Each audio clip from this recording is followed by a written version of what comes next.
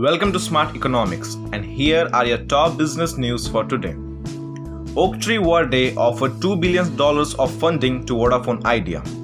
Vodafone Idea said in September it plans to raise as much as 250 billion rupees, selling shares and debt to shore up its finances as competition heats up in the Indian wireless industry. A consortium backed by Oaktree Capital has offered to provide at least $2 billion of funding to Vodafone Group's PLC's listed Indian arm. Germany eyes $190 billion in debt in 2021 to set off COVID impact of the coronavirus pandemic.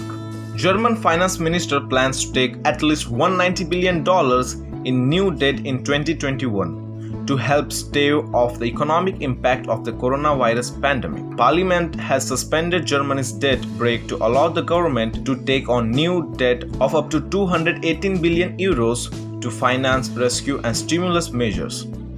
Do China tech giants pose a risk for Europeans' bank? China's Ant Group may have been dealt at setback with the shelving of its IPO, but European banks remain wary that Chinese tech giants may soon be their main competitors. The European finance sector has in recent years seen the emergence of a large number of startups called fintech, which has sought to disrupt brick and mortar banks by offering digital services. UK to ban diesel petrol cars from 2030 for new green industrial revolution. UK Prime Minister Boris Johnson on Wednesday unveiled plans for a new green industrial revolution for the country, including a ban on the sale of new petrol and diesel cars by 2030 and new measures to become a world leader carbon capture. G20 to discuss the post-pandemic world back debt relief.